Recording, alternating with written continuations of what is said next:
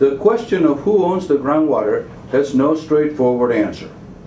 Currently, anybody who can pump the groundwater under his or her property effectively owns it.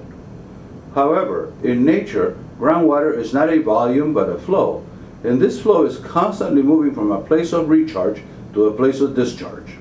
Therefore, whoever sits at or near the place of discharge may have a claim on the groundwater which flows to that place of discharge. This may be a lake, wetland, stream, or river, or an ecosystem which depends on the recharge to and discharge from groundwater. Taking a certain amount of groundwater through pumping and not returning it through recharge effectively encroaches upon the rights of those who benefit from the natural discharge, be it flora, fauna, or humans.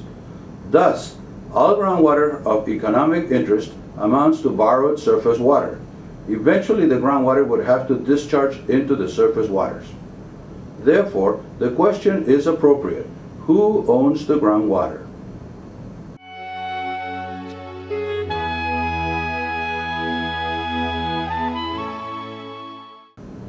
All groundwater pumping comes from capture.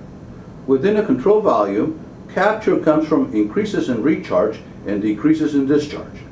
For the system as a whole, any amount of capture effectively decreases natural discharge. Thus, in theory, the optimum groundwater policy is a policy of no use. However, this situation imposes a socioeconomic hardship on those who, over the years, have come to depend on the groundwater which flows under their properties. A policy of no use is unfeasible, even though it would be the most conservative. The solution is to determine a sustainable socioeconomic yield, a practical value which represents a compromise between the conservative policy of little or no use and the pumping of all natural recharge, which amounts to the sequestering of all natural discharge.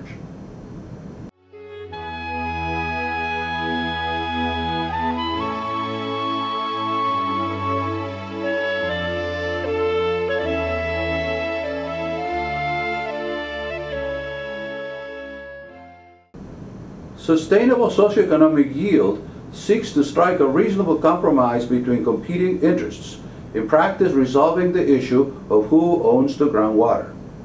Yes, groundwater may be pumped, but up to a limit. This limit is to be imposed not based on hydrogeologic considerations, but on a reasonable compromise between the rights of all stakeholders, including the rights of natural systems. In practice, sustainable yield may be expressed as a percentage of natural recharge, even though in nature there is no relation between them. Studies are needed on a local and regional basis to determine appropriate percentages. Initially, a sustainable yield equal to 10% of natural recharge is deemed to be reasonably conservative, while higher values may reflect the need for a socioeconomic compromise. A value of 100%, which was accepted practice in the past, is no longer considered appropriate. Increasingly, baseflow conservation is being taken as a measure against which to assess sustainable socioeconomic yield.